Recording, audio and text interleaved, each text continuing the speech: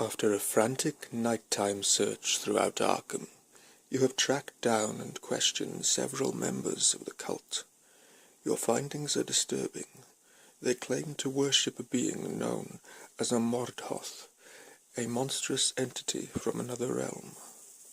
You are able to confirm much of Leiter's story.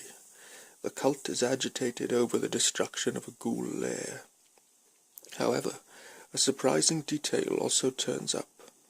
The one who invaded the lair and set this night's events in motion was none other than Leiter Chandler herself. You are not sure why this important detail was omitted from Leiter's story. Did she tell you only as much as was necessary to draw you into her conflict? But in another light she seems to be fighting to protect the city of Arkham from a terrible menace. The final piece of the puzzle was found written in a journal possessed by one of the cultists. It describes a dark ritual to be performed deep within the woods south of Arkham this very night. According to the journal, the ritual's completion will open a gate and bring forth the cult's dark master into this world.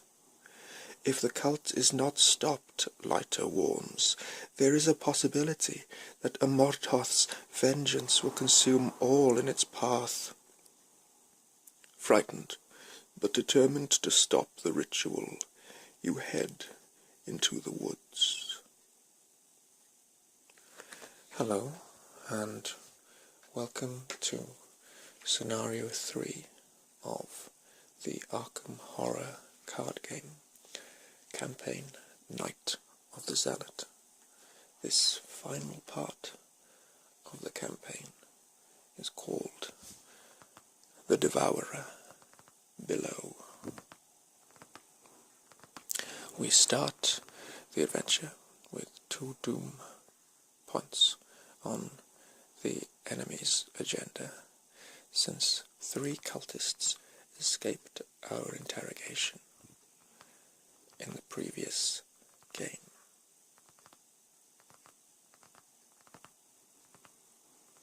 Let's read that agenda.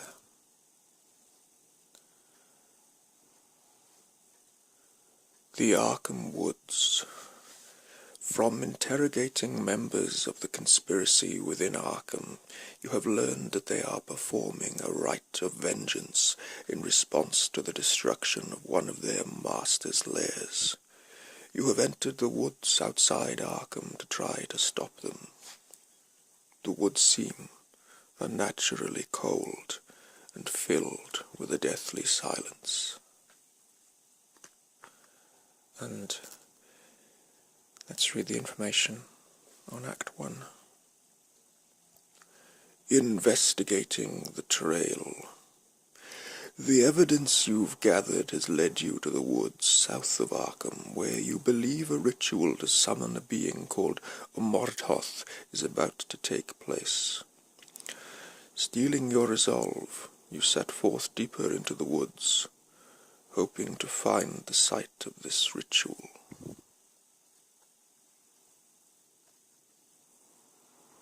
I hope that you're enjoying the dramatic sounds of Storm Doris,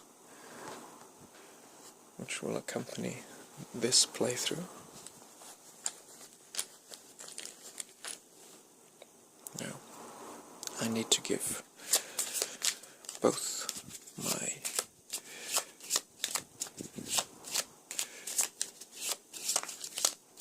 investigation deck and my encounter deck a very good shuffle.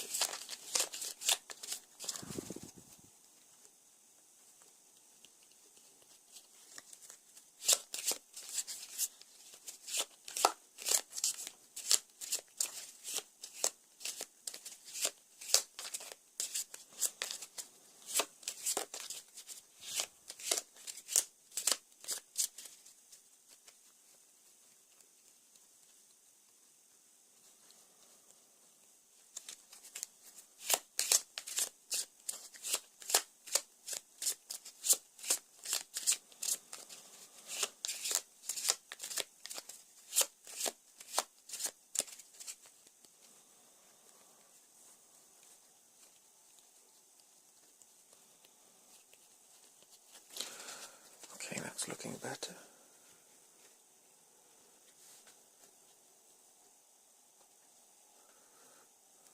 And one last shuffle, so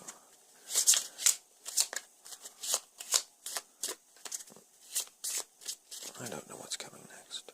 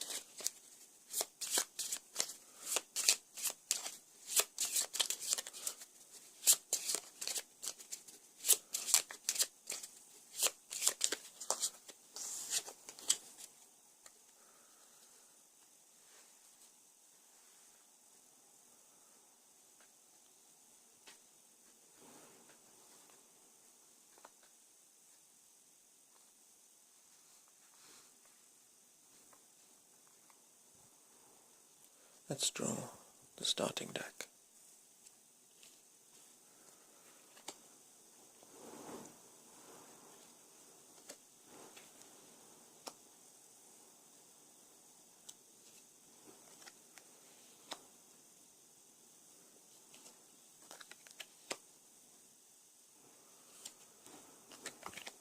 Once again, Lighter Chandler has appeared in my opening hand. No weapon, so I'll keep Arcane Studies and Lighter Chandler and mulligan the rest of my cards.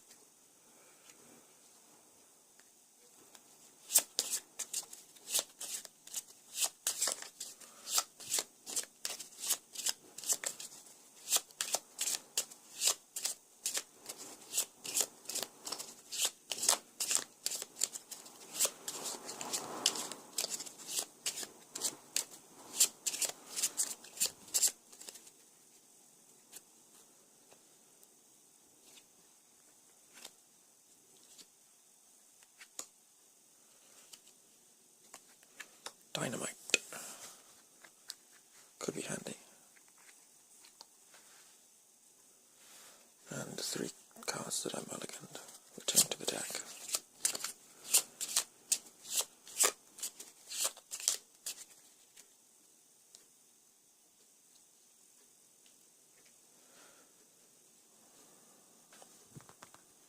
Okay, I think we're ready to begin.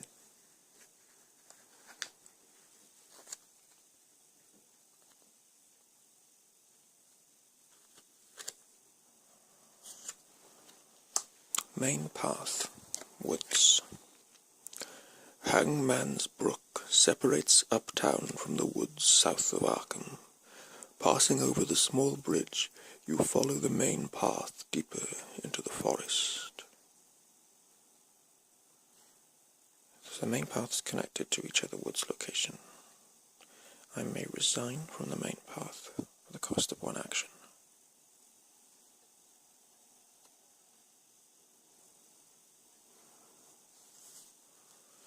There are no clues on the main path. So, with my first action, I will bring out Lighter Chandler, the Zealot, who has accompanied me since burning my house down. In the fight against the cult of Mordhortoth.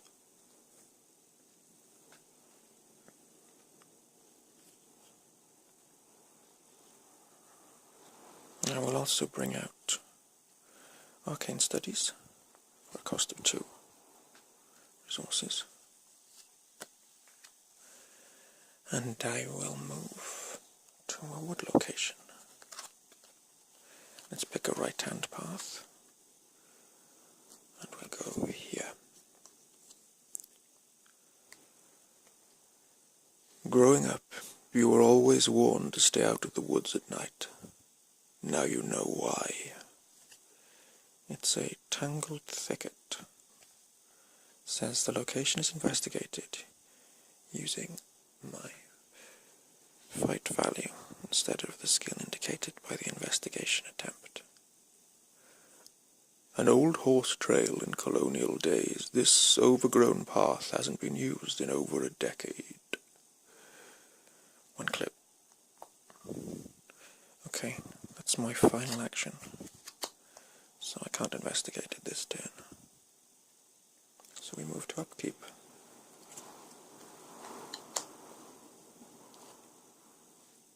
A weapon.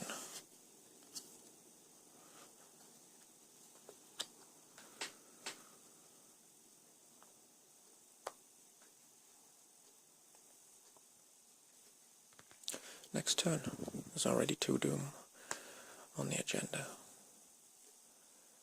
as we know, and a 3rd is added. A ravenous ghoul spawns at my location.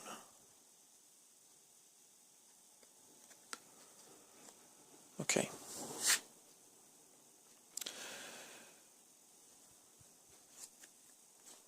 Since the switchblade is fast, I can draw it without spending an action, and I think without generating an attack of opportunity. Yes, because it doesn't count as an action. So I'll draw the switchblade quickly. Ghoul is not exhausted when it spawns.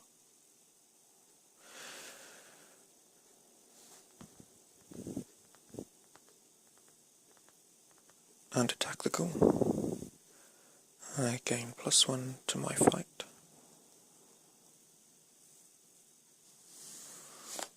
And if I succeed by 2 or more, the attack will deal +1 damage.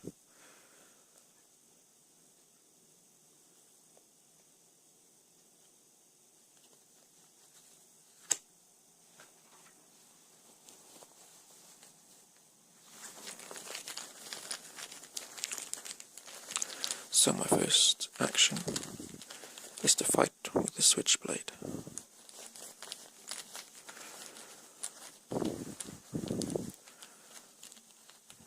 My fight value is a modified 4 against the ghoul's 3. It says on the card, the sight of the thing raised the question, do we eat to live, or do we live to eat? I strike it with my switchblade, and I score an elder thing, which means -5. And if there's an ancient one enemy in play, I reveal another token. So I fail my first action. My second action, I'll strike the ghoul again.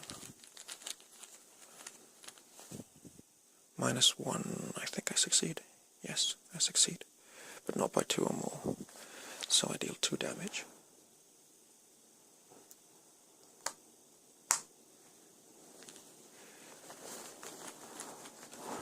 And with my final action, -1 again. The ghoul is killed. Fortunately, it's caused me to waste my turn.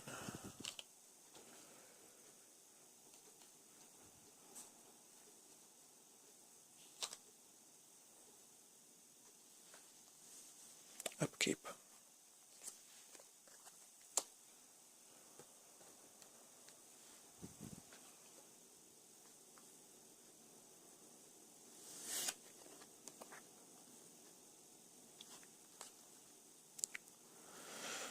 Okay.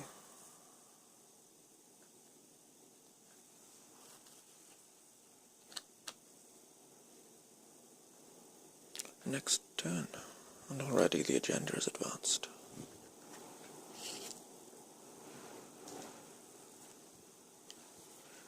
Throughout the woods, a shrieking cry echoes. From somewhere deeper in the forest, a score of hideous voices answer the call, inhuman as the baying of hounds and yet articulate, repeating a singular name. Umordhoth, Umordhoth, Umordhoth. Shuffle the encounter discard pile into the encounter deck and discard cards from the top until a monster enemy is discarded. Spawn that enemy at the main path. Then place one doom on that enemy.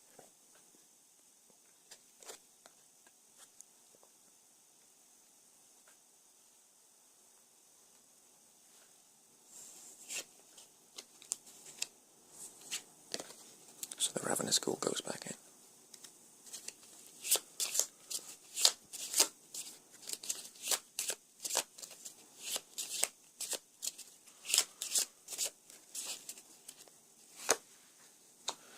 Acolyte spawns at the main path.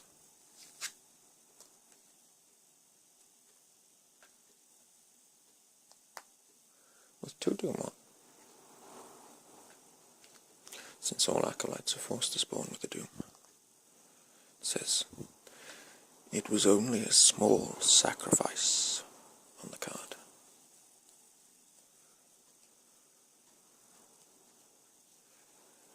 Okay.